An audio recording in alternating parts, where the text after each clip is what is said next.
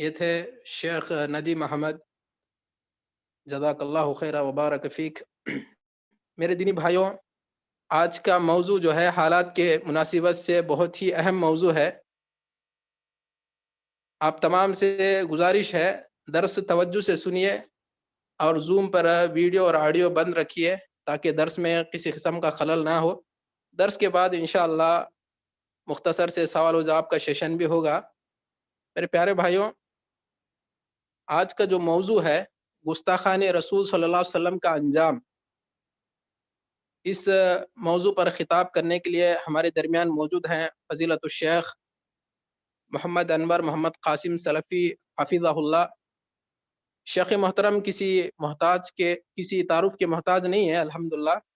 سب جانتے ہیں عرب اور انڈیا پاکستان وغیرہ میں شیخ کو۔ تو شیخ کے تعارف میں وقت کو جو ہے ضائع نہ کرتے ہوئے میں بلا کسی تاخیر فضیلت الشیخ استاذ محترم محمد انور محمد قاسم سلفی حفظہ اللہ کو دعوت سخن دیتا ہوں کہ وہ آئے گستاخان رسول صلی اللہ علیہ وسلم کے انجام اس موضوع پر خطاب شروع کرے۔ فلیتفضل مشکورا وجزاکم اللہ خیرا۔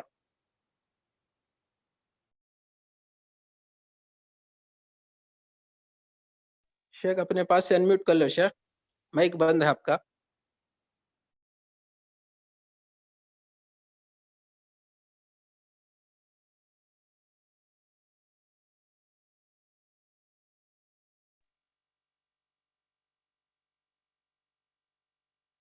شیخ آپ کا مائک اور ویڈیو دونوں بند ہے، شیخ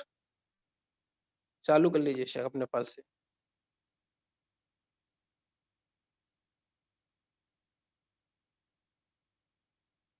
مائک بھی چالو کر لیجئے شیخ۔ وہ اصل آپ نے ادھر بند کر دیا ہے، سب مجھے پتہ نہیں ہوتا ہے، تو آپ شیخ کو میرا تو کھلا رکھنا چاہیے تھا۔ نہیں، آپ شروع میں بولا تھا نہیں کہ شیخ تھوڑا ڈسٹرب ہوا تھا، بول کو شروع میں بند کر دی۔ جزاکم اللہ خیر شیخ، آگے بڑھیے شیخ۔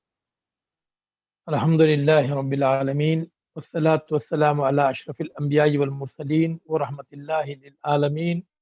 سیدنا محمد وعلی آلہ الطیبین واصحابہ الطاہرین۔ اللہم صلی علی محمد وعلی آل محمد کما صلیت علی ابراہیم وعلی آل ابراہیم انک حمید مجید۔ اللہم بارک علی محمد وعلی آل محمد کما بارکت علی ابراہیم وعلی آل ابراہیم فی العالمین انک حمید مجید۔ اما بعد، قال اللہ تبارک وتعالی فی القرآن المجید والفرقان الحمید۔ اعوذ باللہ السمیع العلیم من الشیطان الرجیم، بسم اللہ الرحمن الرحیم۔ فاصدع بما تؤمر وأعرض عن المشرکین انا کفیناک المستہزئین۔ محترم بزرگوں، دوستوں، پیارے بھائیوں اور محترم ماں اور بہنوں، جیسا کہ آپ لوگوں نے میرا موضوع سنا کہ گستاخان رسول کا عبرتناک انجام، تو اس موضوع کے تعلق سے کچھ باتیں میں آپ کے سامنے پیش کرنے کی جسارت کروں گا۔ محترم ناظرین، گزشتہ ماہ اکتوبر کے 16 تاریخ کو فرانس کی راجدھانی پیرس میں ایک ایسا حادثہ ہو گیا کہ جس کی وجہ سے ساری دنیا کے مسلمانوں میں شدید بے چینی اور ساری دنیا کے تجارتی نظام میں ایک ہلچل مچ گئی۔ اور وہ واقعہ یہ تھا کہ عبداللہ شیشانی نامی ایک 18 سالہ لڑکے کے ہاتھوں تاریخ اور جغرافیہ کے ایک یہودی پروفیسر جس کا نام تھا سمیویل پیٹی کا قتل ہو گیا۔ اس کے فوراً بعد فرانسیسی پولیس نے بجائے اس نوجوان لڑکے کو گرفتار کرنے کے اسے فوراً ہی گولیوں سے بھون دیا، اور اس کے بعد فرانسیسی صدر ماکرون نے اسے اسلامی دہشت گردی کا ایک بھیانک واقعہ قرار دے کر سارے فرانس کے مساجد اور مدارس اور کمیونٹی سینٹرز پر پولیس کے دھاوے کرائے، سینکڑوں مسلمانوں کو گرفتار کرایا اور انہیں مار پیٹ، ظلم و ستم کا نشانہ بنایا، جس کا سلسلہ فرانس میں آج تک جاری ہے۔ اب سوال یہ پیدا ہوتا ہے کہ عبداللہ نامی لڑکے نے تاریخ اور جغرافیہ کے یہودی پروفیسر سمیول پیٹی کا قتل کیوں کیا؟ اس کا جواب یہ ہے کہ اس ملعون پروفیسر نے اپنے کالج کے کلاس روم میں بورڈ پر رسول اکرم صلی اللہ علیہ وسلم کے گستاخانہ کارٹون بنائے، جس سے مسلم طلبہ کو کافی تکلیف ہوئی۔ انہوں نے جا کر اپنے والدین سے اس پروفیسر کی حرکت کی شکایت کی، اور والدین نے کالج کے پرنسپل سے اس کے خلاف احتجاج کیا، لیکن کالج کی انتظامیہ نے کوئی مثبت جواب نہیں دیا، بلکہ وہ خاموش رہے۔ تو پھر دوسرے دن، جو کہ جمعہ کا دن تھا 16 اکتوبر کو، اس ملعون پروفیسر نے دوبارہ پھر یہی حرکت کی۔ وہ کلاس روم میں داخل ہوا اور اللہ کے رسول جناب محمد رسول اللہ صلی اللہ علیہ وسلم کی شان میں وہی گستاخانہ کارٹون اس نے بنائے، تو جس کی وجہ سے مسلم طلباء میں کافی برہمی ہو گئی۔ جب اس کی خبر عبداللہ شیشانی نامی لڑکے کو لگی تو اس نے اس ملعون کا پتہ دریافت کیا کالج کے۔ وہ چونکہ وہ اس کالج میں نہیں پڑھتا تھا، تو کالج کے لڑکوں سے پوچھا کہ یہ شخص کون ہے، تو کالج کے لڑکوں نے اسے دکھاتے ہوئے کہا کہ یہ وہی دیکھو، یہ ملعون سمیل پیٹی ہے جو کہ جا رہا ہے۔ عبداللہ اس کے ساتھ چلتے چلتے یہ گلی میں داخل ہو گئے اور گلی میں اس کا پیچھا کرتا رہا، اور ایک مناسب موقع پر اس نے دبوچ لیا اور اسے زمین پر گرایا، اور اپنے ساتھ جو 8 انچ کا خنجر تھا اس نے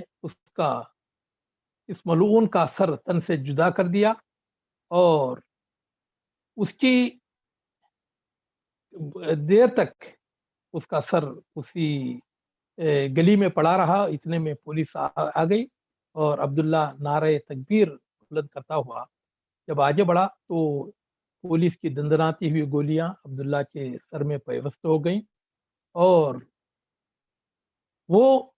نہایت ہنستے کھیلتے ہوئے اس نے اپنی جان آفرین کے سپرد کر دی۔ گویا کہ اس کی جو روح ہے یہ کہتی ہوئی کہ فزت و رب الکعبہ، کہ رب کعبہ کی قسم آج میں کامیاب ہو گیا، تو اپنے رب کی طرف شاداں و فرحان وہ چلی گئی، کوچ کر گئی۔ جو مال مانگو تو مال دیں گے، جو مال مانگو تو مال دیں گے، جو جان مانگو تو جان دیں گے، مگر یہ ہم سے نہ ہو سکے گا کہ نبی کا جاہ و جلال دیں گے۔ مسلمان ہر چیز کو برداشت کر سکتا ہے، لیکن اپنے رسول، اپنے آقا سید المرسلین، شفیع المذنبین، خاتم المرسلین، رحمت للعالمین جناب محمد رسول اللہ صلی اللہ علیہ وسلم کی شان میں کبھی بھی گستاخی کو برداشت نہیں کر سکتا۔ اس واقعے کے بعد فرانسیسی صدر مارکون کو یہ چاہیے تھا کہ وہ تحقیق کرواتے کہ یہ واقعہ کیوں پیش آیا ہے، لیکن انہوں نے نہ آؤ دیکھا نہ تاؤ دیکھا، بلکہ اس کو اسلامی دہشت گردی کا واقعہ قرار دے کر فرانس کی سرزمین پر مسلمانوں کا جینا دوبھر کر دیا۔ اور صرف اتنے پر ہی اس شخص نے گزارا نہیں کیا، بلکہ انہی گستاخانہ خاکوں کو اس نے فرانس کی کئی اونچی اونچی عمارتوں پر اسکرین کے ذریعے سے اس کو اسکرین کے اوپر اس نے ان کو پینٹ کرا، اس کی فلم بنا کر اسکرین کے اوپر کئی جگہوں پر، سڑکوں پر، چوراہوں پر اور اشاروں پر اس نے کئی بلڈنگوں میں اس گستاخانہ کارٹون کو اسکرین کے ذریعے سے اس کی فلم بندی کرائی۔ اس کی وجہ سے فرانس کے مسلمانوں کو کافی تکلیف ہوئی، اور صرف فرانس کے ہی نہیں بلکہ ساری دنیا کے مسلمان فرانس کے خلاف برسر احتجاج ہو گئے، اور جس کی وجہ سے کئی مسلم ممالک نے فرانس کی بنی ہوئی چیزوں کا بائیکاٹ کیا، اور کئی ممالک میں آج بھی فرانس کے خلاف احتجاج جاری ہے، اور جس کی وجہ سے فرانس کو بھی کافی تجارتی و مالی خسارہ اٹھانا پڑا۔ میرے محترم دوستو، یہ واقعہ کوئی یہ ایک انوکھا واقعہ نہیں ہے، بلکہ آج سے 7-8 سال پہلے بھی ایک اس طرح کا واقعہ گزر چکا ہے کہ امریکہ کی ریاست کیلیفورنیا میں مقیم ایک اسرائیلی یہودی جس کا نام تھا نکولا باسلے، اس شخص نے ایک فلم بنائی تھی۔ یہ آج سے تقریباً 8 سال پہلے کا واقعہ ہے، اور اس کا نام رکھا تھا انوسینس آف مسلم، یعنی مسلمانوں کی بیوقوفی۔ اور اس میں اللہ کے رسول صلی اللہ علیہ وسلم کی شان میں گستاخی کی تھی، اور پھر اس فلم کو یوٹیوب پر جاری کر دیا تھا، جس کی وجہ سے مراکش سے لے کر انڈونیشیا تک ہر جگہ کے مسلمان غیظ و غضب سے بھڑک اٹھے۔ لیبیا میں امریکی سفارتی خانے میں آگ لگا دی گئی، لیکن اس وقت کے امریکی صدر باراک حسین اوباما نے اسے آزادی اظہار رائے کا نعرہ دیتے ہوئے اس فلم پر بین لگانے سے انکار کر دیا۔ اور مکرون بھی آج اس ملعون اور منحوس شخص کے اس عمل کو وہ اظہار آزادی رائے قرار دے رہا ہے۔ اب سوال پیدا یہ ہوتا ہے کہ یہ آزادی اظہار رائے کیا ہے؟ کیا یہ صرف اللہ کے رسول صلی اللہ علیہ وسلم کی شان میں گستاخی کے لیے ہی خاص ہے، یا اس کا اثر کہیں اور بھی نظر آتا ہے؟ میرے محترم دوستو، اگر کوئی حکومت کے خلاف اگر کچھ کہتا ہے تو اسے بغاوت کے جرم میں اندر ڈال دیا جاتا ہے، اور اگر کوئی کالے لوگوں کو کچھ برا بھلا کہے تو اس پر نسل پرستی کا الزام لگاتا تو اس کو حوالے زندہ کر دیا جاتا ہے۔ لیکن اللہ کے رسول صلی اللہ علیہ وسلم کے تعلق سے، مسلمانوں کے تعلق سے کچھ بھی کہا جائے تو ان لوگوں کی لغت میں اس کا نام اظہار آزادی رائے۔ اب سوال یہ پیدا ہوتا ہے کہ کیا واقعی امریکہ، یورپ وغیرہ میں اظہار رائے کی آزادی ہے؟ حالانکہ حقیقت یہ ہے کہ امریکہ اور یورپ میں اخبارات، ریڈیو، ٹی وی پر بدترین سنسرشپ لاگو ہے۔ امریکی پرنٹ میڈیا ہو یا الیکٹرانک میڈیا، حکومت کی مرضی کے بغیر کوئی خبر شائع نہیں کر سکتا۔ اگر کسی نے شائع کیا تو اسے فوراً کا فوراً پکڑ کر ایسے جیل خانے میں بھیج دیا جاتا ہے کہ جہاں پر اسے سورج کی روشنی بھی کئی سال تک وہ دیکھنے کے لیے ترس جاتا ہے۔ امریکہ میں فلسطینیوں پر، فلسطینی مسلمانوں پر اسرائیل کے مظالم کو دکھانا ایک ناقابل مواخذہ جرم ہے، اور اس میں یہ اظہار آزادی رائے نہیں ہے۔ اور اسی طرح ورلڈ ٹریڈ سینٹر کے ڈرامے کی حقیقت کو اجاگر کرنا اور اس کی تحقیقات کا مطالبہ کرنا، یہ وہاں پر غداری ہے۔ اس میں اظہار آزادی رائے نہیں ہے۔ اور اسی طرح ایک ہولوکوسٹ کا افسانہ، یہ 1945 میں جو دوسری جنگ عظیم کے دوران ہٹلر کے تعلق سے کئی کہانیاں یہودیوں نے بنا کر اسے دنیا میں بدنام کیا تھا۔ اس میں سے ایک ہولوکوسٹ بھی ہے کہ اس نے گیس چیمبرز میں کئی لاکھ یہودیوں کو بند کر کے اس نے مار دیا۔ حالانکہ یہ ایک جھوٹا اور من گھڑت واقعہ ہے جو کہ اس آسمان کے نیچے اور زمین کے اوپر کبھی پیش نہیں۔ لیکن اگر ہولوکوسٹ کے افسانے کے تعلق سے اعتراف کا ایک لفظ بھی اگر امریکہ میں زبان سے اگر کوئی باہر نکالتا ہے تو یہ وہاں پر بدترین جرم ہے، لیکن اس میں کوئی اظہار آزادی رائے اسے نہیں کہتا۔ اور اسی طرح یورپ اور امریکہ میں حضرت عیسیٰ علیہ السلام یا ان کی والدہ حضرت مریم رضی اللہ تعالیٰ عنہ کے توہین اور تنقید، توحید یا ان کے اوپر تنقید ایک بدترین جرم، اور اس میں اظہار آزادی رائے نہیں۔ لیکن جب بات میرے اور آپ کے آقا سید المرسلین، شفیع المذنبین، خاتم المرسلین رحمۃ اللہ عالمین کی آ جاتی ہے تو چونکہ الکفر ملت واحدہ، کفر یہ سارے کے سارے ایک ہی ملت، تو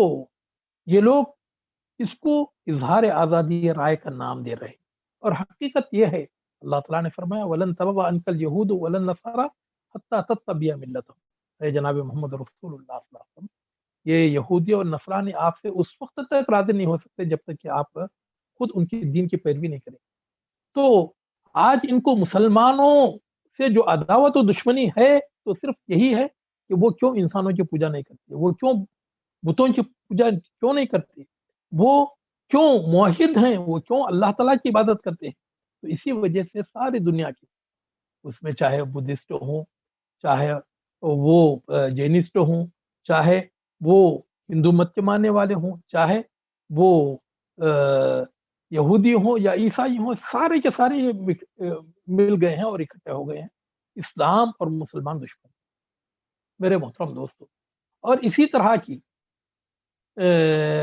دل آزاری آج سے تقریباً 15 سال پہلے ڈنمارک کے ایک ملعون کارٹونسٹ نے بھی کی کہ اس نے سب سے پہلے تو حضرت عیسیٰ علیہ السلام کے تعلق سے اس نے کچھ کارٹون بنائے اور بنا کر جو اخبار کا ایڈیٹر تھا, اخبار اس کا نام تھا شیلانڈ بوسٹن, تو اس کے ایڈیٹر کے حوالے کیا تو اس نے ان کارٹونوں کو عیسائیوں کی دل آزاری کی کوشش قرار دے کر مسترد کر دیا کہ بھائی میں اسے شائع نہیں کر سکتا کیونکہ اس سے عیسائیوں کی دل آزاری ہوتی. اور پھر اسی ملعون نے جب یہی کارٹون جو کہ اس نے حضرت عیسیٰ علیہ السلام کے خلاف بنائے تھے, اللہ کے رسول صلی اللہ علیہ وسلم کے خلاف بنایا اور بنا کر اس نے اس کو اس شیلانڈ بوسٹن کے ایڈیٹر کو دیا, تو اس ملعون نے اس کو نہ صرف شائع کیا بلکہ اسے اظہار آزادی رائے کا نام اس نے دیا, اور صرف ایک مرتبہ نہیں کئی مرتبہ اس نے شائع کیا, اور پھر اسی کی پیروی کرتے ہوئے پورے کے پورے یہود و نصارہ اس کے ساتھ کھڑے ہو گئے, اور دنیا کے کئی ممالک میں ان گستاخانہ کارٹونوں کو وہاں کے جو یہودی یا عیسائی اخبارات ہیں تو انہوں نے اس کو بار بار شائع کر کے مسلمانوں کی دل آزاری کی. تو اس وقت میں نے ایک چھوٹا سا کتابچہ ہے, تقریباً 50-60 صفحے کا, میں نے ایک کتابچہ لکھا تھا جس سے کیا ہے یہ مرتکبین اہانت رسول صلی اللہ علیہ وسلم کا عبرتناک انجام. تو تقریباً 15 سال پہلے اس کو میں نے لکھا تھا اور لکھ کر کیا ہے یہاں کویت میں اسے تقسیم کرایا گیا تھا, اور اس میں نے یہ بتایا تھا کہ میرے اور آپ کے آقا جناب محمد رسول اللہ صلی اللہ علیہ وسلم کی توہین ساری دنیا والے مل کر بھی کریں تو اللہ کے رسول صلی اللہ علیہ وسلم چونکہ خاتم النبیین ہیں, رحمت للعالمین ہیں, اور خود رب العالمین ان کا قدردان ہے, تو اللہ کے رسول صلی اللہ علیہ وسلم کی یہ کیا بے قدری کر پائیں گے, جبکہ اللہ رب العالمین نے فرمایا وَرَفَعْنَا لَكَ ذِكْرَكَ, اور جبکہ خود اللہ رب العالمین جناب محمد رسول اللہ صلی اللہ علیہ وسلم پر اپنی رحمت نازل فرماتا ہے, اور اللہ تعالیٰ کا فرمان ہے ان اللہ و ملائکتہ یصلون علی النبی یا ایھا الذین آمنوا صلوا علیہ وسلم, کہ اللہ اور اس کے فرشتے جناب محمد رسول اللہ صلی اللہ علیہ وسلم پر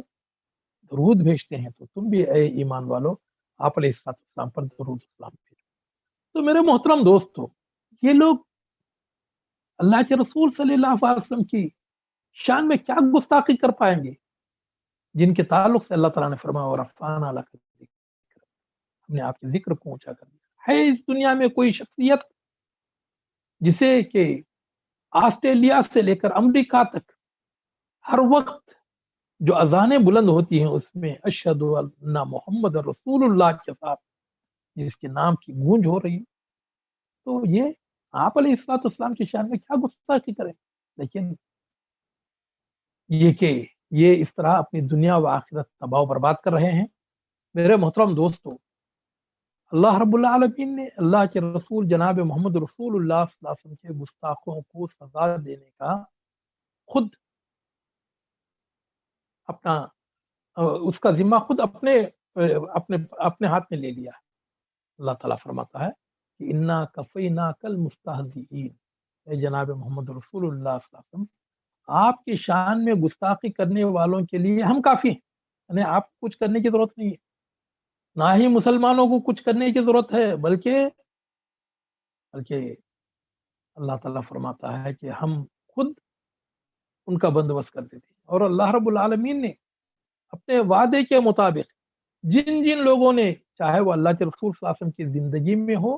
یا آپ کی زندگی کے بعد ہو، جن لوگوں نے بھی اللہ کے رسول صلی اللہ علیہ وسلم کے شان میں گستاخیاں کی تو اللہ رب العالمین نے ان کو اسی زندگی کے اندر اللہ تعالیٰ نے ان کو سزا دی۔ اب آئیے میں ایسے لوگوں کا جنہوں نے کہ اللہ کے رسول صلی اللہ علیہ وسلم کی شان میں آپ علیہ الصلوۃ والسلام کی زندگی میں ہی گستاخی کی، تو اللہ تعالیٰ نے ان کو کیسے سزا دیا اور خود وہ اللہ کے رسول صلی اللہ علیہ وسلم کی آنکھوں کے سامنے کس طرح تباہ و برباد ہوئی۔ تو سب سے پہلے میں یہودیوں سے شروع کرتا ہوں، کیونکہ یہودی روئے زمین کے سب سے بڑے فسادی اور دسیسہ کار رہے ہیں، اور انہوں نے اللہ کے رسول صلی اللہ علیہ وسلم کے زمانے سے لے کر آج تک وہ مسلمانوں کی دل آزاری کرتے ہوئے چلے آ رہے ہیں۔ ابھی جو فرانس کا واقعہ ہے اس میں بھی ایک ملعون یہودی اس میں ملوث ہے۔ تو سب سے پہلے یہودیوں سے ابتدا کرتا ہوں کہ اللہ کے رسول صلی اللہ علیہ وسلم جس وقت مدینہ آئے اور اللہ تعالیٰ نے سن 2 ہجری میں مسلمانوں کو میدان بدر میں جب کامیابی عطا فرمائی تو یہودیوں کی سینوں پر سانپ لوٹ گئے۔ ان میں سے ایک شخص تھا کعب بن اشرف۔ تو یہ شخص مکہ گیا اور جا کر وہاں پر ان مکے کے مشرکین سے ملاقات کیا اور جا کر ان کو انتقام پر اکسایا، اور پھر مکے سے 1-2 خوبصورت لونڈیوں کو اپنے ساتھ لے کر آیا، اور چونکہ یہ شاعر تھا تو یہ اشعار لکھ کر ان کو دیتا تھا، اور وہ اللہ کے رسول صلی اللہ علیہ وسلم کی مذمت میں اشعار پڑھ کر وہ مدینے کی گلی کوچوں میں وہ گاتی پھرتی تھی، اور ناچ ڈانس کے ذریعے سے وہ اللہ کے رسول صلی اللہ علیہ وسلم کی شان میں گستاخیاں کرتی تھی، اور یہ سب کرانے والا یہ کعب بن اشرف۔ جب اس کی یہ دل آزاریاں حد سے زیادہ ہو گئیں تو اللہ کے رسول صلی اللہ علیہ وسلم نے فرمایا کہ میں یریحنی من کعب بن اشرف فانہ قد آذى اللہ ورسولہ، کون ہے جو کہ مجھے کعب بن اشرف کی ایذا رسانیوں سے راحت پہنچائے، کیونکہ اس نے اللہ اور اس کے رسول کو تکلیف پہنچائی ہے۔ تو حضرت محمد ابن مسلمہ اور حضرت ابو نائلہ اور دیگر 2-3 صحابہ کرام نے کہا کہ اللہ کے رسول یہ کام ہم کرتے۔ تو کعب ابن اشرف کی اسی دن نئی شادی ہوئی تھی، اور وہ ایک اپنے قلعہ نما بنگلے میں رہتا تھا۔ تو حضرت محمد ابن مسلمہ اور حضرت ابو نائلہ رضی اللہ تعالیٰ عنہ دونوں اس کے پاس گئے، اور جا کر پہلے تو اللہ کے رسول صلی اللہ علیہ وسلم کے خلاف کچھ باتیں کی تاکہ اس کا اعتماد وہ حاصل کر سکے، اور پھر اس سے کچھ قرض طلب کیا، اور وہ شخص چونکہ اس رات اس کی شادی ہوئی تھی تو وہ شب زفاف کا وہ انتظام میں مشغول تھا، اور خوب اس نے عطر وغیرہ اپنے سر میں اور اپنے جسم میں لگا رکھا تھا۔ تو حضرت محمد ابن مسلمہ اور حضرت ابو نائلہ اس کو اس کے قلعے سے باہر لے کر آئے۔ جس وقت وہ جانے لگا اس کی بیوی نے کہا کہ آپ کہاں جا رہے ہیں؟ کہا کہ وہ میرا ایک رضائی بھائی آیا ہوا ہے اور اس کے ساتھ اس کے کچھ دوست احباب ہیں۔ کہا اس کی عورت نے کہ مت جاؤ، کیونکہ اس آواز سے مجھے خون کی بو آ رہی ہے۔ لیکن اللہ تعالیٰ اس گستاخ رسول کو اس کے انجام تک پہنچانا چاہ رہا تھا۔ اس نے کہا کہ نہیں بھائی، یہ تو میرے اپنے لوگ ہیں اور یہ میرا رضائی بھائی ابو نائلہ ہے، تو وہ مجھے کیا نقصان پہنچا سکتا۔ تو حضرت محمد ابن مسلمہ اور حضرت ابو نائلہ نے اسے اپنے باتوں میں مشغول رکھا، اور پھر کہا کہ بھائی اتنی خوشبو ہم نے زندگی میں کبھی سنی نہیں، ذرا آپ اپنا سر جھکائیں تو ہم آپ کا سر سونگتے ہیں۔ تو اس نے اپنا سر جھکایا تو حضرت ابو نائلہ نے اس کے سر کو اچھی طرح سے دبوچ لیا، اور حضرت محمد ابن مسلمہ رضی اللہ تعالیٰ عنہ نے اس پر کئی تلواریں چلائیں، لیکن وہ اس کا کچھ بھی نہیں بگاڑ سکے۔ آخر انہوں نے کدال لیا اور اس کی پیٹھ میں جو مارا تو اس کے پیٹ سے وہ نکل گئی، اور اس نے ایک ایسی ہولناک چیخ ماری کہ سارے مدینے کے اطراف و اکناف میں اس کی چیخ گونجی۔ تو اور اس کا سر کاٹ کر اللہ کے رسول صلی اللہ علیہ وسلم کی خدمت میں لے آیا اور کہا کہ یہ دیکھیے اے اللہ کے رسول صلی اللہ علیہ وسلم، یہ آپ کے گستاخ کا سر۔ اللہ کے رسول صلی اللہ علیہ وسلم نے ان کو دعائیں دی۔ تو یہ اللہ رب العالمین کا انتظام ہے، کیونکہ اللہ رب العالمین نے ان گستاخوں کو سزا دینے کی ذمہ داری اپنے ہاتھ میں لے رکھی، اور اللہ رب العالمین چاہے ان کی کتنی بھی سیکورٹی کیوں نہ ہو، لیکن اللہ رب العالمین ان کو اپنے انجام تک پہنچا کر ہی رکھتے۔ اور اسی طرح ابو رافع سلام ابن ابی الحقیق، یہ یہودیوں کا ایک بہت بڑا بزنس مین اور تاجر تھا، خیبر میں رہتا تھا۔ بلکہ جو جنگ خندق ہوئی تھی، تو اس جنگ خندق کو برپا کروانے والا یہی شخص تھا، تو اسی نے تمام عرب میں گھوم گھام کر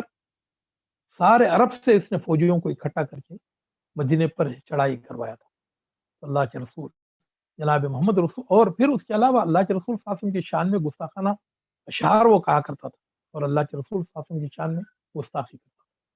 تو اللہ کے رسول صلی اللہ علیہ وسلم نے حضرت عبداللہ ابن عتیق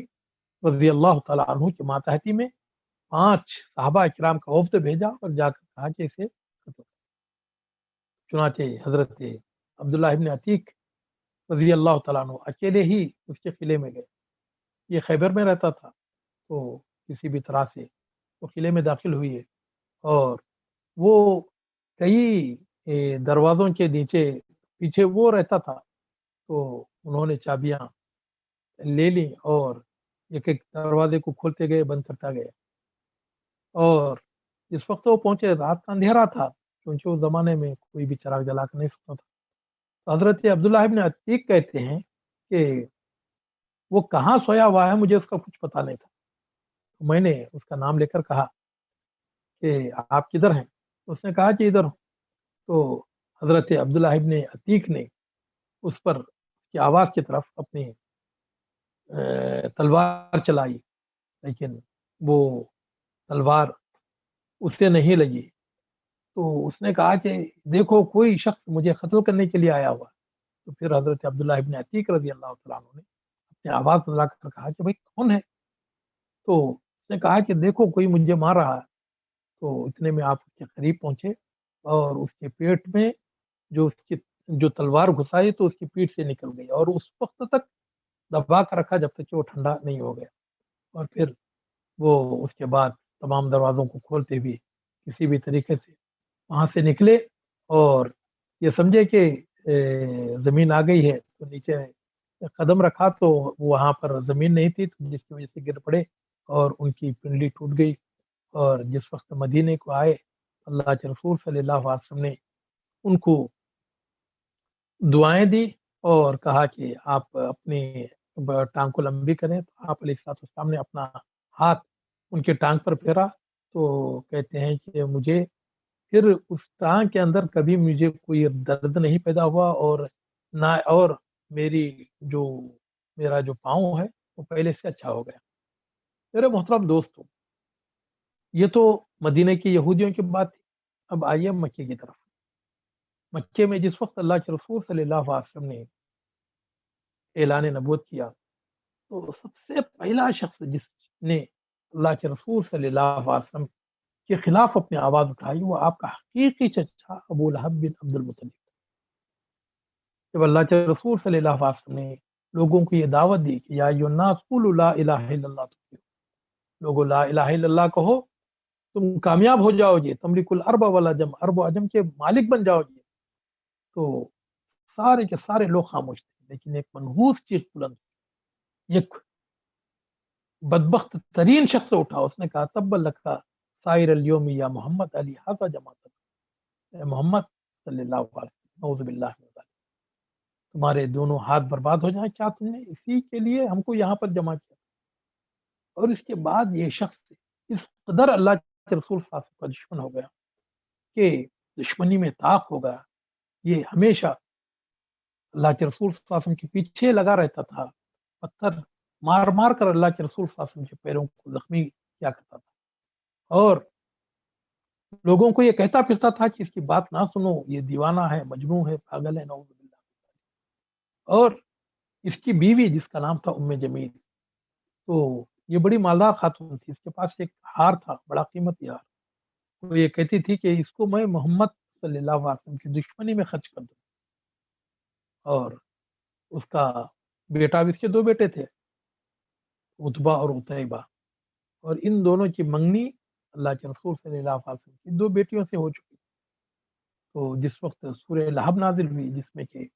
اللہ رب العالمین نے ان کی تباہی و بربادی کا اللہ رب العالمین نے وعدہ فرمایا، تو اس شخص نے اپنے دونوں بیٹوں سے کہا کہ تم، شادی نہیں ہوئی تھی، صرف منگنی ہوئی تھی، کہا کہ تم ان دونوں کی منگنیاں توڑ دو۔ تو اس کا ایک بیٹا عتبہ یہ اتنا سرکش تھا کہ وہ اللہ کے رسول صلی اللہ علیہ وسلم کے پاس آیا اور اللہ کے رسول صلی اللہ علیہ وسلم پر اس نے تھوکنے کی جسارت، اگرچہ کہ وہ اللہ کے رسول صلی اللہ علیہ وسلم پر پڑا نہیں۔ آپ علیہ السلام نے فرمایا کہ یا اللہ، تو اس پر اپنے کتوں میں سے کسی ایک کتے کو چھوڑ دے۔ چنانچہ یہ دیکھیں کہ یہ تجارت کے لیے عتبہ ملک شام گیا، تو راستے میں اس نے ایک شیر دیکھا، اس نے کہا کہ اللہ کی قسم، محمد صلی اللہ علیہ وسلم نے مکے میں بیٹھے بیٹھے مجھے مار دیا۔ کہا، لوگوں نے کہا کہ بھائی وہ تو کیا ہے، ہم کو بھی نظر آیا، لیکن وہ تو چپ چاپ چلا گیا۔ کہا کہ نہیں، انہوں نے مجھے بد دعا دی ہے اور یہ ضرور میرے ہی لیے آیا۔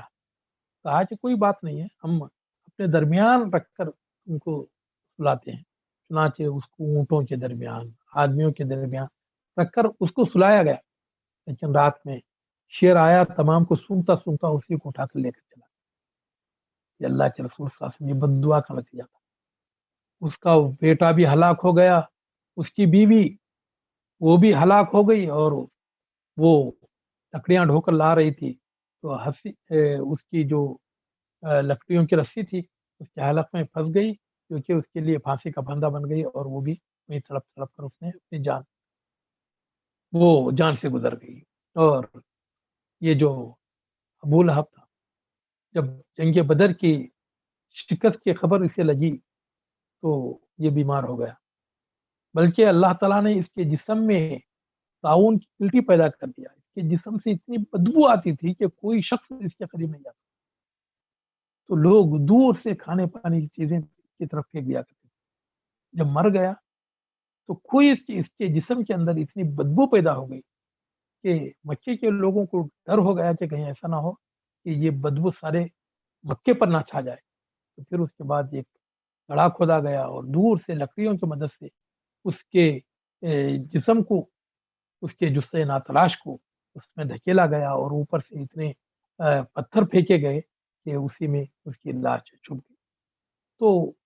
یہ اس گستاخ رسول کا انجام تھا، جو کہ آپ علیہ السلام کا قرابت دار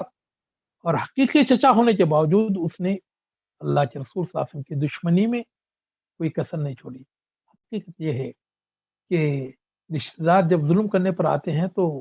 ساری حدوں کو پار کر جاتے ہیں۔ اسی لیے کسی شاعر نے کہا،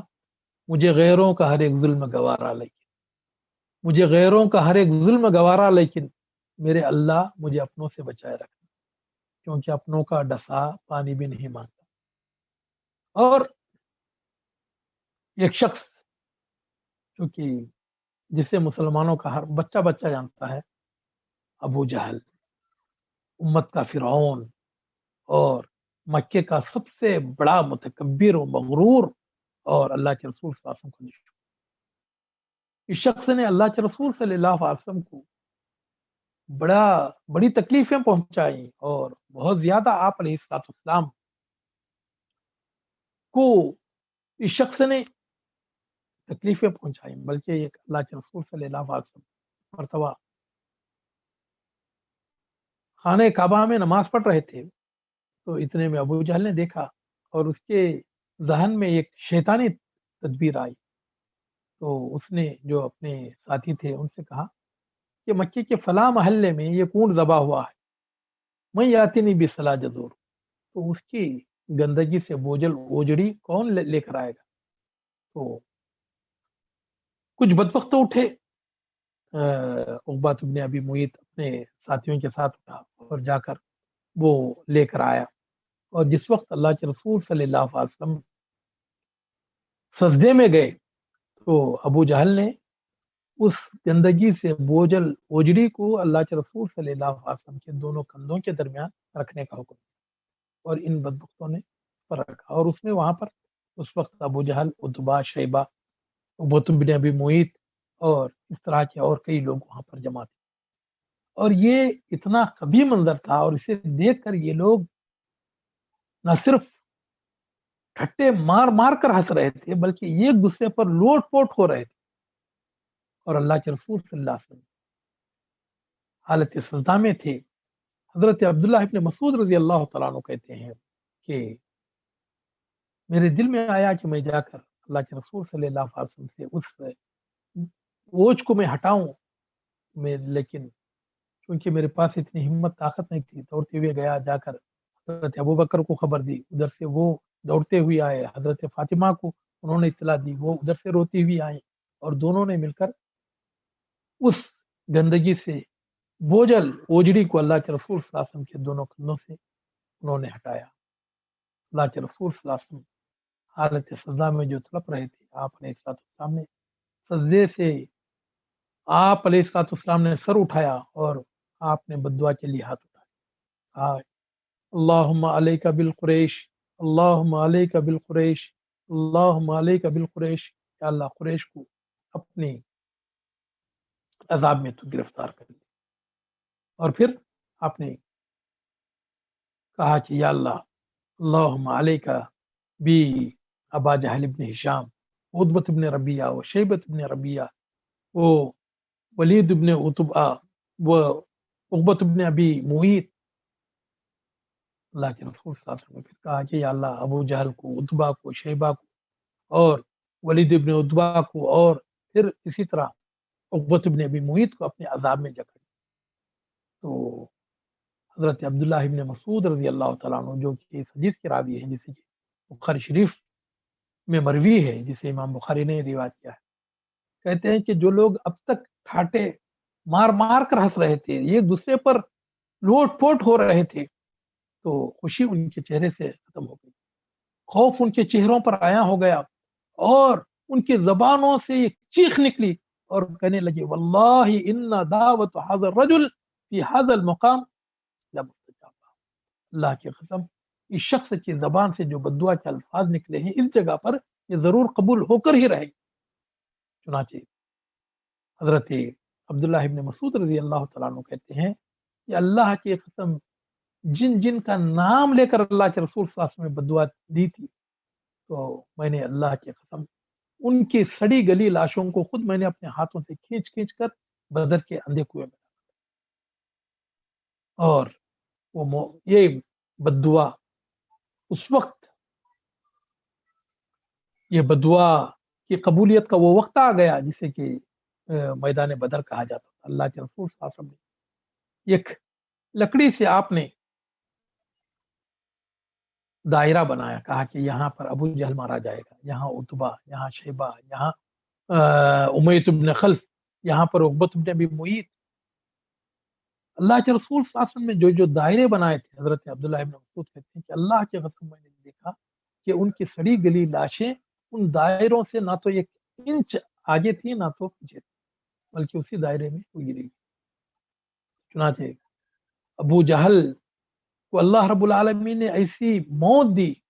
کہ اس موت پر وہ خود افسوس کرتے ہوئے، وہ خود اپنے موت پر شرمندگی کا اظہار کرتے ہوئے اور اس پر افسوس کرتے ہوئے اس دنیا سے، اور وہ شخص جو کہ اپنے آپ کو ابو الحکم کہتا تھا، یعنی سارے مکے پر حکم چلانے والا میں، اتنا مست مغرور اور متکبر شخص کو دو چھوٹے چھوٹے بچوں نے مارا، دو چھوٹے چھوٹے بچوں۔ حضرت عبد الرحمن ابن عوف رضی اللہ تعالیٰ عنہ کہتے ہیں کہ میدان بدر میں نے دیکھا اپنے دائیں بائیں کہ بھئی کوئی ہٹا کٹا جوان ہے، دیکھا یہ دونوں بچے ہیں، مجھے تھوڑی سی مایوسی ہوئی کہ بھئی اگر تو ہٹے کٹے نوجوان ہوتے تو شاید برے وقت میں کام آ جاتے۔ تو ابھی میں یہ سوچ ہی رہا تھا کہ ایک بچے نے مجھ سے کہا، یہ دونوں بچے تھے حضرت معاذ بن افرا اور حضرت معاویہ۔ تو ایک بچے نے کہا کہ چچا جان، ذرا آپ سے ایک بات پوچھنی ہے کہ یہ ابو جہل کون ہے؟ مجھے یہ پتا چلا ہے کہ یہ اللہ کے رسول صلی اللہ علیہ وسلم کو بڑی تکلیفیں دیتا تھا، تو اللہ کی قسم اگر آج وہ نظر آ جائے، یا تو وہ رہے گا یا میں رہوں اور جب اس بچے نے اپنی بات ختم کی تو دوسرے بچے نے بھی بول اٹھا، کہا ہاں چچا، ہاں چچا، آج میں اسے نہیں چھوڑوں گا، اللہ کی قسم، یا تو وہ رہے گا یا تو میں رہوں۔ اور اتنے میں ہی ابو جہل کی موت اسے کھینچ کھانچ کر لے کر آئی، اور وہ گھوڑے پر سوار بڑے ہی تکبر کے ساتھ اتراتا ہوا آ رہا تھا۔ تو حضرت عبد الرحمن ابن عوف رضی اللہ تعالیٰ عنہ نے کہا کہ بچوں یہ دیکھو تمہارا شکار جا رہا ہے۔ وہ دونوں بچے اس کے اوپر باز کی طرح جھپٹ پڑے، اور دونوں نے اس کی ٹانگوں پر ایسا وار کیا کہ اس کی دونوں ٹانگیں اس طرح سے کٹ کر نیچے گری، جس طرح مسل سے اگر کھجور کی گٹلی پر اگر مارا جائے تو جس طرح اس کی گٹلی چھٹک کر نکل جاتی ہے، تو اس طرح اس کی ٹانگیں چھٹک کر نکل گئی، اور انہوں نے اسے گھوڑے سے نیچے کی، اتنا مارا کہ ٹھنڈا ہو گیا۔ اللہ کے رسول صلی اللہ علیہ وسلم کے پاس اپنی تلواریں لے کر آئے اور کہنے لگے کہ اللہ کے رسول صلی اللہ علیہ وسلم، یہ دیکھیے ہم نے آپ کے دشمن کا خاتمہ کیا۔ میرے محترم دوست، حضرت عبداللہ ابن مسعود رضی اللہ تعالیٰ عنہ کہتے ہیں کہ جس وقت جنگ ختم ہوئی تو اللہ کے رسول صلی اللہ علیہ وسلم نے حضرت عبداللہ ابن مسعود سے کہا کہ ذرا دیکھو کہ ابو جہل کا کیا حال ہے۔ حضرت عبداللہ ابن مسعود رضی اللہ تعالیٰ عنہ اس کی تلاش میں گئے تو دیکھا وہ پڑا ہوا تھا، بس تھوڑی سی جان باقی تھی۔ تو یہ جا کر اس کے سینے پر چڑھ گئے۔ اس نے ان کو دیکھ کر کہا، او بکریاں چرانے والے، تو کس کے اوپر چڑھا ہے؟ بہت مشکل جگہ پر تو چڑھا۔ آج بدبخت، آج اللہ تعالیٰ نے تجھے رسوا کر دیا، اور تو جن کو حقیر فقیر سمجھتا تھا، جن کو تو سزا دیتا تھا، تو اللہ تعالیٰ نے آج ان کے ہاتھوں سے اللہ تعالیٰ نے تجھے سزا دی۔ تو پھر وہ کہنے لگا کہ کیا مجھ سے بھی کسی بڑی آدمی کو تم نے مارا ہے؟ یعنی غرور کا عالم دیکھیے، مرتے وقت بھی اس کے غرور کا عالم یہ تھا کہ مجھ سے بھی بڑے کسی شخص کو تم نے مارا ہے۔ حضرت عبداللہ ابن مسعود رضی اللہ تعالیٰ عنہ نے اس کے سر کے خود کو اس کے سر سے جدا کیا، پھر اسی کے تلوار سے اس کے گردن کو کاٹنے لگے۔ اس نے کہا کہ ٹھیک ہے کاٹو، لیکن یہ ہے کہ ذرا نیچے سے کاٹنا، تاکہ زمین پر رکھا جائے تو میرا سر سب سے اونچا ہو، تاکہ لوگوں کو پتا چلے کہ یہ کسی سردار کا سر ہے۔ یعنی مرتے وقت بھی اس شخص کا تکبر و غرور نہیں گیا، اور وہ بار بار یہی کہتا رہا، فلو غیر ابن عکار قتلنی، فلو غیر ابن عکار قتلنی، کاش مجھے دو کھیتی باڑی کرنے والوں کے، دو کسانوں کے بچوں نے نہ مارا ہوتا تو کیا ہی اچھا ہوتا، میں کسی بہادر کے ہاتھوں مارا جاتا تو کیا ہی اچھا ہوتا، اور مجھے افسوس کہ دو بچوں نے مار ڈالا، دو بچوں نے مار ڈالا۔ اللہ تعالیٰ نے اس ذلت کی موت اس ملعون کو، اس خبیث کو اور فرعون وقت کو دیا۔ اور اسی طرح ایک شخص ابی ابن خلف، جو کہ امیہ ابن خلف کا بھائی تھا، یہ دونوں بھی اللہ کے رسول صلی اللہ علیہ وسلم کی دشمنی میں طاق تھے۔ ابی ابن خلف ایک مرتبہ مکے میں اللہ کے رسول صلی اللہ علیہ وسلم کو ملا، اور آپ علیہ الصلوۃ والسلام کو کہنے لگا، محمد صلی اللہ علیہ وسلم، میرا دل تو یہ چاہتا ہے کہ اگر میرا بس چلے تو میں آپ کو ختم کروں۔ اللہ کے رسول صلی اللہ علیہ وسلم نے فرمایا کہ اگر اللہ چاہے تو میں خود تجھے قتل کروں، میں خود تجھے قتل کروں۔ جنگ احد میں جس وقت مسلمانوں کی ایک چھوٹی سی غلطی کی وجہ سے جنگ کا پانسا پلٹ گیا، اور سارے کے سارے مشرک اللہ کے رسول صلی اللہ علیہ وسلم پر ہل پڑے، تو اس میں ابی ابن خلف بھی اللہ کے رسول صلی اللہ علیہ وسلم کی طرف بڑھنے لگا۔ وہ گھوڑے پر سوار ہو کر کہنے لگا، محمد کدھر ہیں؟ آج یا تو وہ رہیں گے یا میں رہوں۔ تو صحابہ کرام نے کہا کہ اللہ کے رسول صلی اللہ علیہ وسلم، آپ اجازت دیں تو ہم اسے مار دیں۔ اللہ کے رسول صلی اللہ علیہ وسلم نے کہا نہیں، اس نے مجھ سے مکے میں یہ کہا تھا کہ میں ماروں گا، اور میں نے اس سے یہ کہا تھا کہ میں خود تجھے قتل کروں۔ تو اللہ کے رسول صلی اللہ علیہ وسلم نے حضرت حارث ابن سما سے ایک چھوٹا سا نزیہ لیا، اور خود آپ علیہ السلام اس کی طرف آگے بڑھے، اور اس کی پوزیشن لے کر ٹکا کر ایک نیزہ اسے ایسا مارا کہ اس کے وہ حلق کو لگا، کیونکہ زخم تو گہرا نہیں تھا، لیکن وہ گھوڑے سے گرا اور کئی پلٹیاں کھاتے ہوئے بھاگ گئے. چیخ چیخ کر روتا تھا. جب یہ لوگ مشرکین وہاں سے نکلے تو مکے کے راستے میں یہ بیل کی آواز نکالتا تھا. جس طرح بیل پکارتا ہے اس طرح پکار پکار کر روتا تھا. تو ابو سفیان کہتا تھا کہ بھائی تو نے تو ہم کو بہت ذلیل کیا ہے. وہ یہ چھوٹا سا زخم جسے کہ جو کہ جس سے خون میں نہیں نکلا ہے تو اس سے ایسا اتنا رو رہا ہے تو تیری چیخیں سن سن کر تو لوگ ہمارا مذاق اڑائیں گے. تو وہ کہا ہے اللہ کی قسم محمد صلی اللہ علیہ وسلم نے تو مجھے مار ڈالا. اس نے مجھ سے مکے میں آپ نے یہ وعدہ کیا تھا کہ میں اسے قتل کروں گا, میں تجھے قتل کروں گا. تو اگر وہ مجھے مارتے بھی نہیں میرے طرف تھوکتے بھی تب بھی میں ختم ہو جاتا. تو چنانچہ وہ کہتا تھا کہ مجھے رونے دو, اللہ کی قسم مجھے اسی تکلیف ہو رہی ہے کہ میری اس تکلیف کو سارے ذل مجاز کے جتنے بھی لوگ ہیں ان تمام میں تسلیم کیے جائے, وہ بھی اسی طرح سے چیختے ہوئے مر جائے. چنانچہ یہ شخص چیختا چیختا چیختا چلاتا مقام صرف میں مر گیا. یہ وہ پہلا اور آخری بدبخت تھا جسے کہ اللہ کے رسول صلی اللہ علیہ وسلم نے اپنے مبارک ہاتھوں سے آپ علیہ السلام نے واصل جہنم کیا.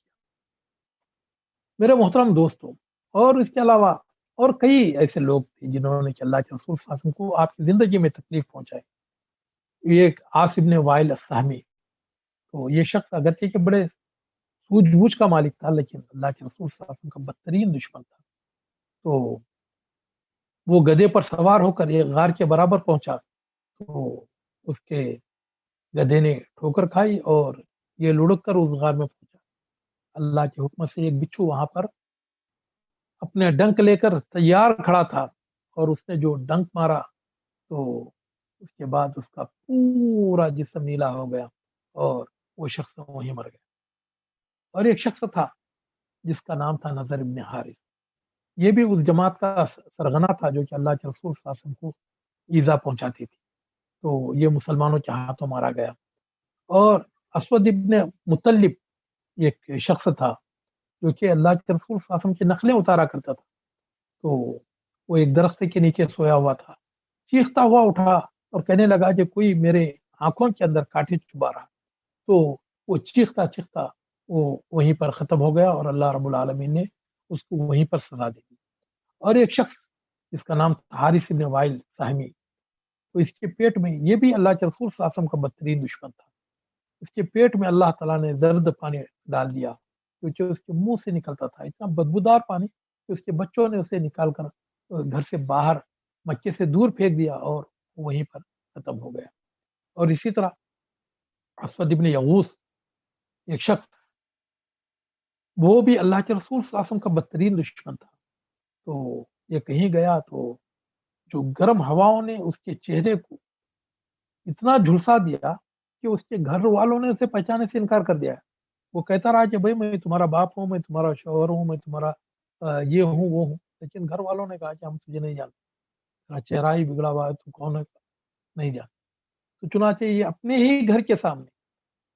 پانی کے لیے ایڑیاں رگڑتے ہوئے مرا, کسی نے اسے ایک قطرہ پانی بھی نہیں دیا. اور ولید ابن مغیرہ, یہ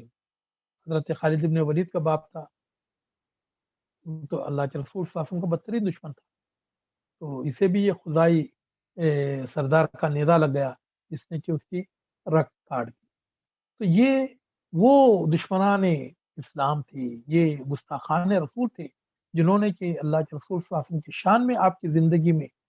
انہوں نے گستاخی کی. تو اللہ تعالیٰ نے اللہ کے رسول صلی اللہ علیہ وسلم کی آنکھوں کے سامنے ہی ان کو سزا دیا اور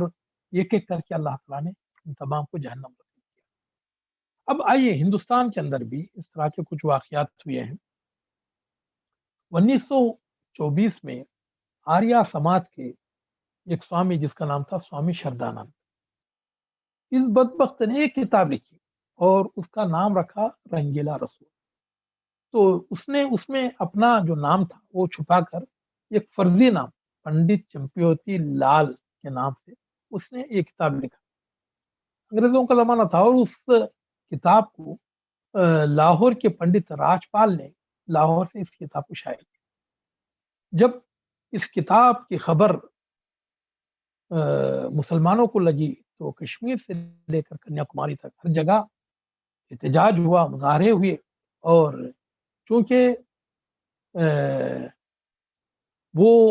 لکھنے والے کا نام لکھنے والا جو نام لکھا گیا تھا تو وہ فرضی نام تھا، جس کی وجہ سے لکھنے والا وہ گرفتار نہیں ہو سکتا، اور جس نے اسے شائع کیا تھا تو اس کو اس وقت کی جو انگریز حکومت تھی اس نے اسے پکڑ کر جیل میں ڈال دیا۔ لیکن مسلمانوں نے کہا کہ بھائی چاہے جیل میں چلا جائے لیکن ہم اسے چھوڑیں گے، تو چنانچہ مسلمان اس کی تلاش میں رہے کہ یہ لکھنے والا کون تھا، تو چنانچہ انہوں نے چنانچہ دلی کے رہنے والے غازی عبدالرشید رحمۃ اللہ علیہ کو یہ پتہ چلا کہ یہ لکھنے والا سوامی شردانند کیونکہ دلی کا رہنے والا ہے، تو چنانچہ انہوں نے دسمبر 1925 کو اسے قتل کر دیا اور اسے واصل جہنم کر دیا۔ اور اسی طرح پنڈت راجپال جس نے کہ یہ کتاب شائع کروائی تھی اپنے پریس سے، تو لاہور اندرون لاہور کے رہنے والے ایک شخص حضرت غازی علم الدین شہید رحمۃ اللہ علیہ، جب اسے یہ پتہ چلا کہ اسی شخص نے اسے شائع کرایا، مسلمانوں نے کئی حملے اس پر کیے لیکن سارے ناکام رہے، لیکن اس نے 6 دسمبر 1927 کو پنڈت راجپال کا قتل کر دیا، اور ان دونوں جو لکھنے والا تھا اور اسے شائع کرنے والا تھا دونوں کو جہنم رسید کر دیا۔ تو جو دونوں مسلمان تھے غازی علم الدین اور غازی عبدالرشید رحمہم اللہ، اللہ تعالیٰ ان کی قبروں کو نور سے منور فرمائے، اللہ تعالیٰ انہیں جنت الفردوس اعلیٰ علین میں جگہ عطا فرمائے۔ تو ان کا جو ان کے جو کیسز تھے تو اسے علامہ اقبال رحمۃ اللہ علیہ اور مولانا عبد القادر قصوری کیونکہ اس زمانے کے بڑے لائر تھے، تو انہوں نے ان سے یہ کہا کہ بھئی آپ یہ کہہ دیں کہ ہم نے ان کو نہیں مارا ہے تو ہم آپ لوگوں کو پھانسی سے بچا لیں گے، لیکن انہوں نے مجسٹریٹ کے سامنے چیختے ہوئے یہ کہا کہ ہاں ہم نے ہی ان دونوں بدبختوں کو مارا ہے، اور ہمیں اللہ تعالیٰ کی ذات سے امید ہے کہ اللہ تعالیٰ اگر ہماری موت بھی ہوئی تو شہادت ہوئی۔ تو پھر ان دونوں کو پھانسی پر چڑھا دیا گیا، بنا کر درد خوش رسمیں بقا کو خون غلطی دن، خدا رحمت کو نہ دیں عاشقان پاکتی نظرہ، اللہ تعالیٰ ان کی قبروں کو نور سے منور فرمائے۔ اور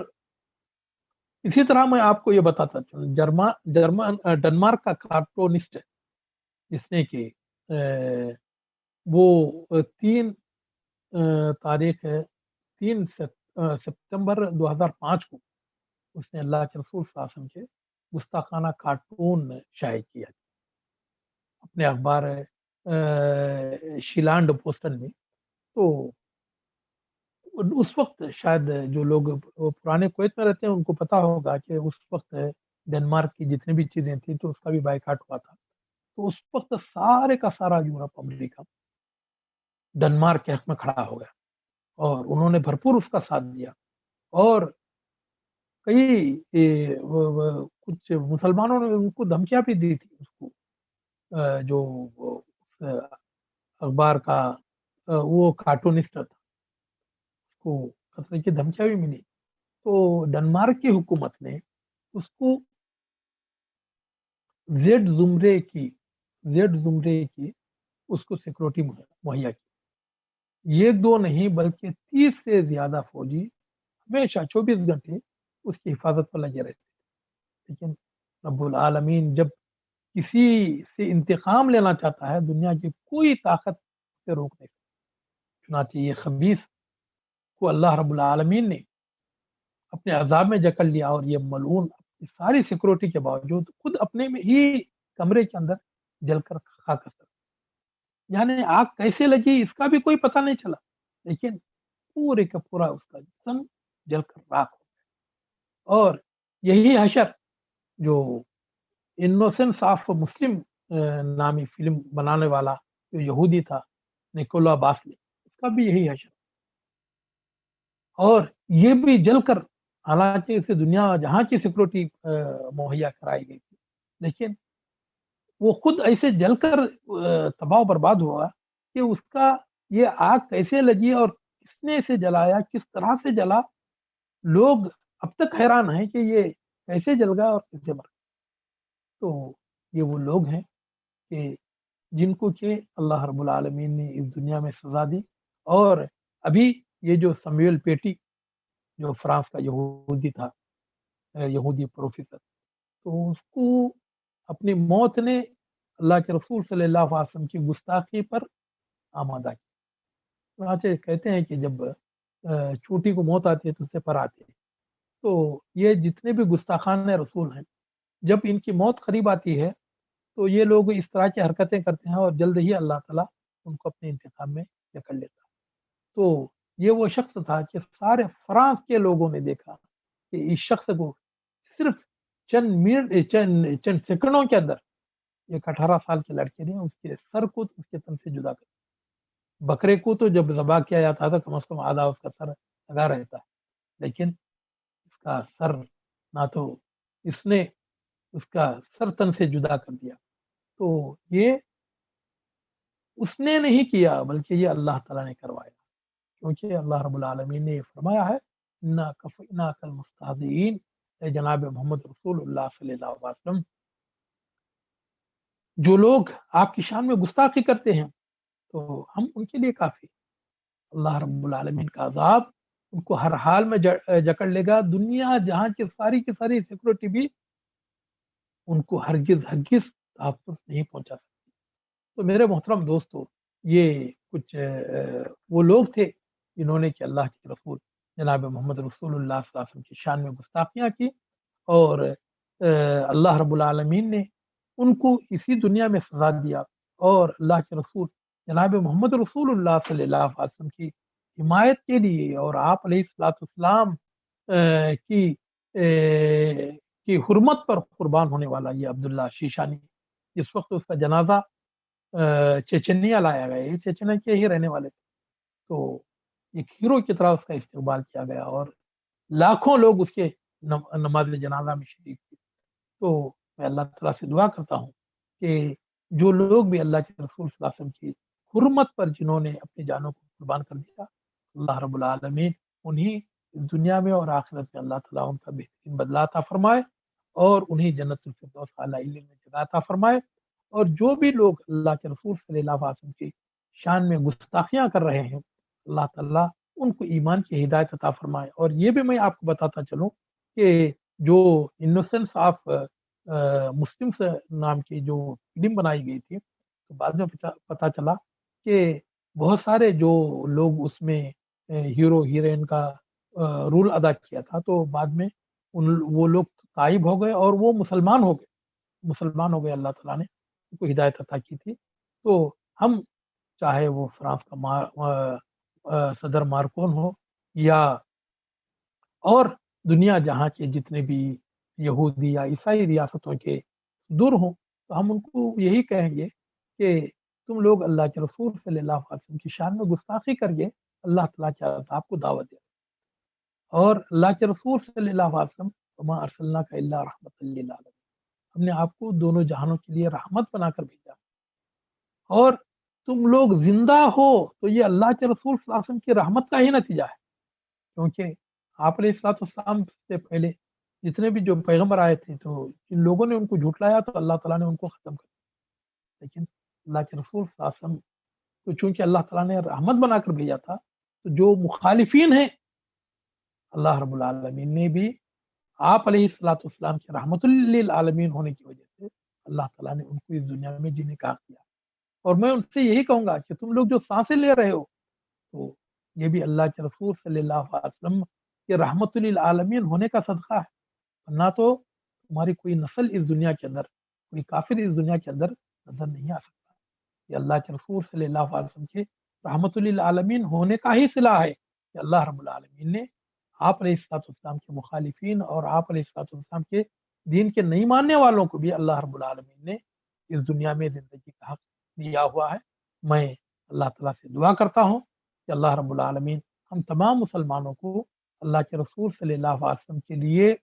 اپنے مال، اپنے جان اور آپ علیہ السلام کے دین اور آپ علیہ السلام کے لائی ہوئی شریعت کے لیے اپنے دلوں کو اور اپنی جانوں کو قربان کرنے کی اللہ تعالیٰ ہمیں توفیق عطا فرمائے، اور آپ علیہ السلام کے دین پر ہمیں عمل کرنے کی توفیق عطا فرمائے۔ اور جو لوگ بھی اللہ کے رسول صلی اللہ علیہ وسلم کی شان میں گستاخی کر رہے ہیں یا گستاخی کرنے کا ارادہ ہے، تو اللہ رب العالمین ان کو نیک ہدایت عطا فرمائے، اللہ تعالیٰ ان کو اسلام کی توفیق عطا فرمائے، تاکہ وہ بھی دیکھ لیں کہ وہ کیسے عظیم شخصیت کی شان میں گستاخی کر رہے ہیں۔ اللہ رب العالمین میں آپ بھائیوں کے حق میں بھی دعا کرتا ہوں کہ جو یہ پروگرام دیکھ رہے ہیں کہ آپ لوگوں نے اپنے وقت کا ایک بڑا حصہ آپ نے نکال کر پروگرام کو سنا ہے۔ اللہ رب العالمین آپ لوگوں کا یہ سننا قبول فرمائے، اور اللہ رب العالمین ہر آپ پر اور آپ کے تمام احباب پر اور آپ کے تمام کنبے پر اور خاندان والوں پر، دوست احباب پر اور ساری دنیا کے مسلمانوں پر جو بھی تکلیفیں، آفتیں، مصیبتیں، بیماریاں آئی ہوئی ہیں، اللہ تعالیٰ دور فرمائے، اور تمام مسلمانوں کو اللہ تعالیٰ اپنی حفاظت میں رکھے۔ آمین وآخر دعوانا الحمدللہ رب العالمین۔ اقول قولی ھذا واستغفر اللہ لی ولکم لسائر المسلمین من کل ذنب فاستغفروہ انہ هو الغفور الرحیم۔ السلام علیکم ورحمۃ اللہ وبرکاتہ۔ وعلیکم السلام ورحمۃ اللہ وبرکاتہ۔ جزاکم اللہ خیر وبارک فیک، نفع اللہ بکم الاسلام والمسلمین۔ ماشاء اللہ عزیز بھائیوں، آپ اب تک سن رہے تھے فضیلت الشیخ استاذ محترم محمد انور محمد قاسم سلفی حفظہ اللہ کو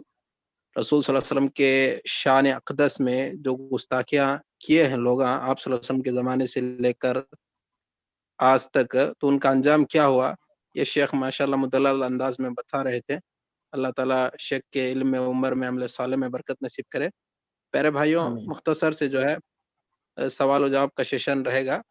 تو آپ جو ہے اگر ٹاپک سے ریلیٹڈ کوئی سوال ہے تو اس کو پہلے ترجیح دی جائے گی، تو ہینڈ ریس کریں گے تو آپ کو موقع دیا جائے گا انشاءاللہ۔ کوئی بھائی سوال کرنا چاہتے ہیں تو ہینڈ ریس کرے تو ان کو موقع دیا جائے گا۔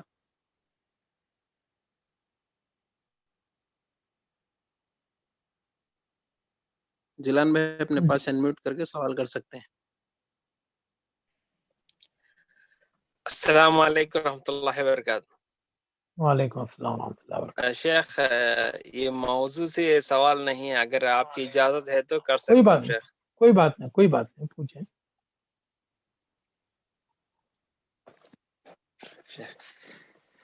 شیخ ہماری خالہ ہے، انہوں آ کر آستما کی جی بیماری ہے، ان کو اللہ ان کو شفا دے، جی تو انہوں آ کر کیا ہے صبح میں آ آمین۔ کر نماز نہیں پڑھ سکتے، یعنی وقت پر آ کر کیا ہے نماز نہیں پڑھ سکتے ہیں، اور سورج طلوع ہونے کے بعد میں جی پڑھنے کی کیا پڑھ سکتے ہیں کیا اگر بولتے ہیں کیونکہ ٹھنڈے پانی سے اور جو ٹھنڈی ہوا سے ہے ان کی اور بھی طبیعت خراب ہوتی، جیسا کہ انہوں چنئی جا کر پھر بعد میں علاج کرنا پڑتا ہے، یعنی بہت مصیبت ہے ان کو جی جی۔ اس ایسے وقت پر، تو ایسا ان کو کیا کرنا چاہیے شیخ؟ ان الصلاۃ کانت علی المؤمنین کتابا موقوتا، کہ نماز مسلمانوں پر وقت مقررہ پر فرض کی گئی ہے۔ جو صبح کی نماز کا وقت ہے وہ وقت ہے، اگر ان کو آستما کی بیماری ہے، وہ پانی سے وضو نہیں کر سکتی تو تیمم کر لیں، تیمم کر کے پڑھے، کیونکہ مسجد جانے کی تو ضرورت نہیں ہے، گھر میں ہی چاہے وہ یہ کر سکتے ہیں، تیمم کر لیں، تیمم کر کے پڑھے۔ جزاکم اللہ خیر شیخ۔ یا کرنا جی۔ عبداللہ بھائی اپنے پاس انمیوٹ کر کے سوال کر سکتے ہیں۔ جی شیخ، السلام علیکم ورحمۃ اللہ وبرکاتہ۔ وعلیکم السلام ورحمۃ اللہ وبرکاتہ۔ شیخ، بنا وجہ جی کے تصویر کھینچنا شرک ہے کیا، اور شرک اکبر ہے یا شرک اصغر ہے؟ کیونکہ آدمی لوگ تصویر کھینچ کے یا مورتی بنا کے بھگوان مان رہے، اس کے بارے میں وضاحت کی۔ دیکھیں، یہ نہ تو شرک ہے اور نہ ہی کیا ہے اس کو شرک اکبر شرک اصغر کہا جا سکتا ہے۔ ہاں البتہ یہ ہے کہ ایک حدیث ہے کہ جو بھی بندہ اس طرح کا یعنی جو تصویر بناتا ہے، تو قیامت کے دن اللہ تعالیٰ ان لوگوں کو، مصوروں کو کہیں گے کہ احیوا ما خلقتم، کہ جو تم نے کیا ہے تم نے جو تصویریں بنائی ہیں ان میں جان ڈالو۔ تو اب یہ ہے کہ جو تصویریں اب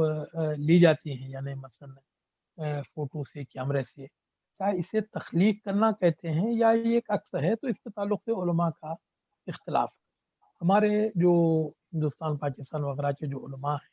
وہ یہ کہتے ہیں کہ بھئی یہ بھی ناجائز ہے، جبکہ عرب کے علماء کہتے ہیں کہ اس میں کوئی حرج نہیں ہے، کیونکہ انسان اپنے ہاتھ سے، کیونکہ پہلے زمانے میں پتھروں کو چھیل کر بنانا پڑتا تھا، یا نہیں تو کلر سے کیا ہے اسے کیا ہے یہ کرانا پڑتا تھا، کیونکہ یہ سب چیزیں یہ چیزیں نہیں تھی۔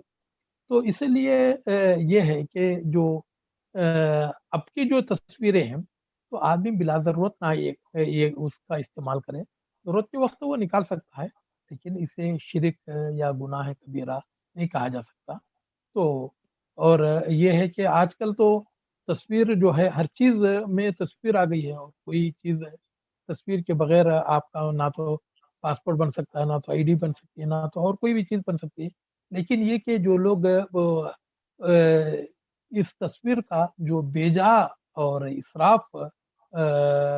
جو طرز عمل یہ اختیار کرتے ہیں، کہیں بھی بیٹھے ہیں، کھانے پر بیٹھے ہیں تو سیلفی لے کر جائے اسے 10 گروپوں میں ڈال دیتے ہیں، کہیں گئے تو اپنے سیلفیاں لینا، یہ سیلفیاں فلفیاں لینا یہ سارے کے سارے ناجائز ہیں۔ ہاں ضرورت کے وقت ہے آپ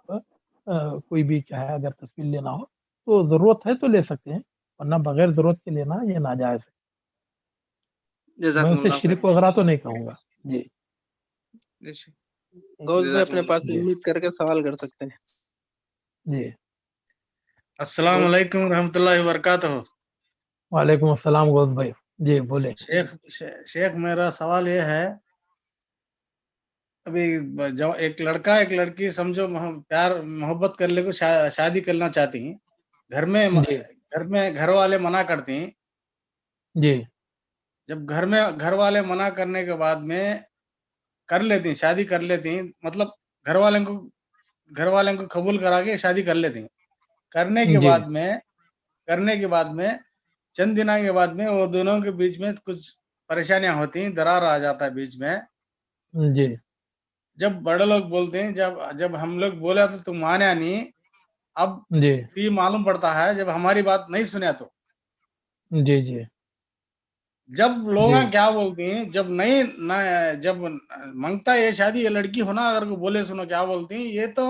اللہ لکھتی ہے، اللہ جو مقدر میں لکھا ہے وہ مل گیا ہے اگر کو اللہ کے اوپر بہانہ ڈالتی ہے۔ اور ایک دوسرا جی ایچ اس کا ریلیٹو سے ذرا ایچ بات کچھ جی ایک موضوع لے کر غیر قوم کے لڑکے کے ساتھ میں مسلمان لڑکی کو محبت کر کو شادی کر لیتی ہے، بعد میں بولتی ہے مجھے مقدر میں یہ اللہ لکھا ہے، اس کے ساتھ میں مجھے اللہ مقدر لکھ دیا، مجھے اس کے لیے مجھے شادی ہو گئی ہے، مطلب اللہ کے اوپر انجام ڈالتی ہیں، انہوں کرتی ہیں جو مزے۔ ٹھیک ہے، یہ کیا کہاں تک صحیح ہے؟ میں یہ بتاتا ہوں، اگر کوئی بندہ کوئی جا رہا ہو، کوئی دوسرا آدمی اسے مار دے، ایک آدمی کو مار دے اور یہ کہے کہ بھائی اللہ تعالیٰ نے یہ لکھا تھا میرے ہاتھ سے اس کا مر جانا، تو میں نے مار دیا ہے، تو پولیس خاموش رہے گی یا جوتے مار کر اسے اندر ڈالے گی؟ ہاں جوتے پولیس مار کر اندر ڈال کیا دیں، جوتے جوتے مار یہ ہے، یہ ہے کہ یہ چیز ہے، مثلاً کوئی یہ چیز مثلاً کچھ ہے، مثلاً موت ہے، یہ کیا ہے، یہ اللہ تعالیٰ نے لکھی ہوئی ہے۔ باقی کچھ ایسی چیزیں ہیں کہ انسان کا ارادہ اور اس کا عمل اس میں شامل ہوتا ہے، اور چاہے وہ مثلاً کوئی مسلمان لڑکی اگر کسی غیر کے ساتھ بھاگتی ہے تو یہ اس کا یہ زناکاری ہے اور بدکاری ہے، اور یہ اپنے عیاشیوں کے لیے نعوذ باللہ من ذالک اللہ تعالیٰ کی ذات پر یہ ڈالتی ہے، تو یہ بالکل غلط چیز ہے۔ اور اسی طرح کوئی لڑکا اور لڑکی اگر خود سے شادی کرتے ہیں، یعنی اس میں بڑے لوگ انوالو نہیں ہوتے، لڑکی کا جو باپ ہے راضی نہیں ہوتا، بھائی راضی نہیں ہوتا، تو اس طرح کوئی لڑکی اگر اپنے گھر سے بھاگ کر کسی بھی مسلمان لڑکے سے ہی جا کر شادی کر لیتی ہے تو وہ شادی بھی ناجائز ہے، اور کیونکہ اللہ کے رسول صلی اللہ علیہ وسلم نے فرمایا لا نکاح الا بولی، ولی کے بغیر نکاح نہیں ہو سکتا، کیونکہ کہتے ہیں کہ حب الشیء یومی و یسیم، کسی کے محبت میں آدمی اندھا بہرا ہو جاتا ہے، پاگل ہو جاتا ہے۔ تو اگر اس طرح کی چھوٹ دے دی جائے تو اب چونکہ لڑکیوں کو جو چیز اچھی لگتی ہے تو وہ فوراً اس کی محبت کے چکر میں گرفتار ہو جاتی ہیں، اور جس وقت ذرا محبت جب وہ جذبہ ہے ذرا وہ جوش ختم ہو جاتا ہے تو پھر ان کے درمیان झगड़े, लड़ाइयाँ, फसाद शुरू होते हैं और अक्सर हमने देखा है कि लोग ऐसी लड़कियों को मार भी देते हैं या उनका चेहरा बिगाड़ देते हैं या उनको आग से जला देते हैं। ये सारे के सारे क्या है, फसादात पेश आते हैं। तो चूँकि एक बाप अपने बच्चों का सबसे ज़्यादा वो ख़्याल रखने वाला होता है, तो एक भाई अपनी बहन का सबसे ज़्यादा ख़्याल रखने वाला होता है। तो ऐसे मौके पर जबकि कोई लड़की अपने जज़्बात का फ़ैसले में हो सकता है कि वो गलत फ़ैसला करे, तो इसीलिए अल्लाह ताला ने वली को मुक़र्रर करने का हुक्म दिया है, कि वली के बगैर कोई निकाह नहीं हो सकता। तो इसलिए यही है कि जब तक लड़की के माँ-बाप राज़ी ना हों, तो तब तक वो कहीं भी अगर शादी करती है, तो ये गलत है, नाजायज़ है और वो निकाह बातिल है। और अगर वो कोर्ट में जाकर करती है या किसी काज़ी से भी करवाती है, तब भी वो ज़िनाकारी है, बदकारी है। जी, जज़ाकमुल्लाह खैर शेख।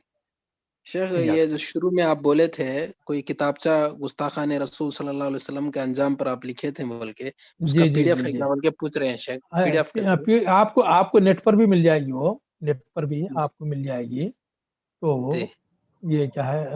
नेट पर भी मिल जाएगी और लजना में अगर कोई आता है तो है हमारे पास लजना में,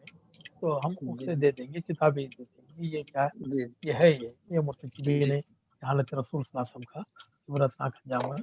ये है, अगर माशा कोई भी भाई अगर चाहिए तो उसके फिर आपको क्या है, नेट पर भी ये किताब मिल जाएगी। तो आप आकर लेना ये हो तो लजना में आप दिन के 12 बजे तक कभी भी आकर ले सकते जी, जज़ाकमुल्लाह खैर शेख। हैं। हयाक अल्लाह। इसी से खत्म करेंगे। माशाल्लाह शेख जो है बराबर घंटे के ऊपर से बैठे हुए हैं। अल्हम्दुलिल्लाह, अल्लाह ताला का बेइंतहा शुक्र है कि अल्लाह ताला आज के इस ज़ूम पर चलने वाले इज्तिमा को कामयाबी के साथ